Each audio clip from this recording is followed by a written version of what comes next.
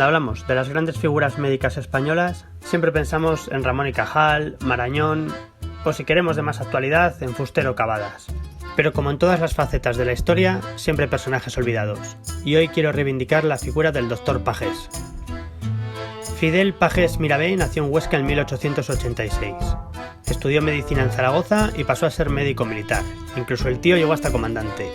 Nada más acabar su formación castrense es enviado al norte de África, donde estuvimos dándonos de hostias unos años con los moros por un cacho de tierra donde no crece ni la hierba.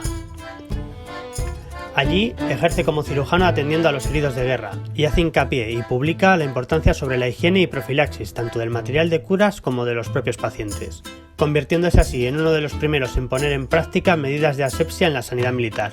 Innova también en el tratamiento de las fracturas por impactos de bala y describe por primera vez los signos del neumotoras o tensión.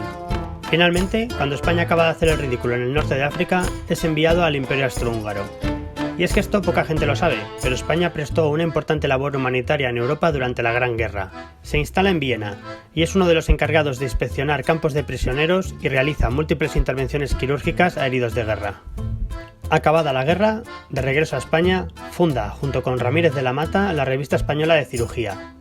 En esta revista muestra claramente su preocupación por todo lo que rodea al tema de la anestesia, cuando trata de indicar el método anestésico ideal para cada especialidad quirúrgica.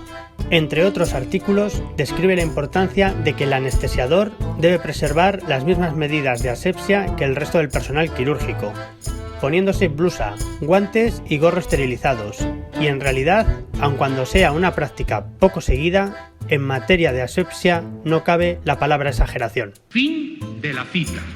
Se centra en la anestesia regional. La anestesia raquídea ya era ampliamente utilizada en esa época, pero Pagés le da una vuelta de tuerca más al tema. Publica, en 1921, estudios sobre lo que él llamó la anestesia metamérica. Demostró que vertiendo anestésico en el espacio epidural en vez de en el intradural se conseguía el adormecimiento de las raíces nerviosas bañadas por el anestésico, pero con muy poca afectación de la movilidad. La anestesia que perseguía Pagés era adormecer solo la parte del cuerpo donde se iba a realizar la intervención. En otras palabras, dormir los nervios, metámeras o dermatomas que iban a ser objeto de la intervención quirúrgica. Por eso, a diferencia de cómo usamos hoy la anestesia epidural, en las ilustraciones de Pagés se puede ver cómo la aguja queda lateral a la médula espinal, con el objeto de anestesiar solo los nervios que salen por ese lugar. Pagés describe la técnica en su artículo de la siguiente manera. La cánula provista de su fiador camina suavemente por la masa muscular del tríceps espinal, hasta que a una profundidad variable con la gordura del enfermo y la altura de la punción se experimenta una resistencia que detiene el avance del instrumento.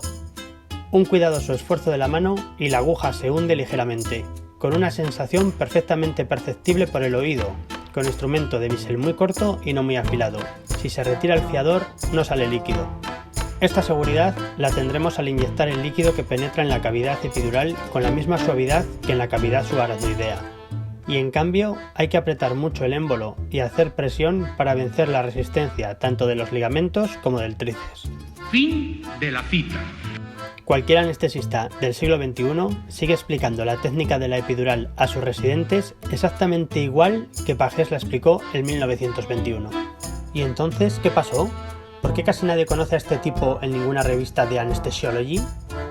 Pues porque Pagés fallecería 2 años más tarde en un accidente de tráfico cerca de Burgos, y sus estudios cayeron en el olvido. Varios años después, un italiano llamado Dogliotti se atribuyó el descubrimiento de la anestesia epidural. El tío estuvo más espabilado, ya que publicó sus estudios en la Revista Americana de Cirugía, no como el bueno de Fidel, que tan solo dejó constancia de su invento en la revista que él mismo había fundado. Y que me juego una peseta y no la pierdo, que muy pocos leían por aquel entonces. ¿Y por qué digo esto?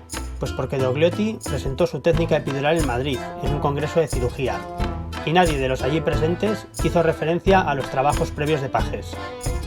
No fue hasta la segunda mitad del siglo XX cuando en revisiones históricas se observó que la técnica que se le atribuía a Dogliotti en realidad ya había sido descrita por un tipo español unos años antes.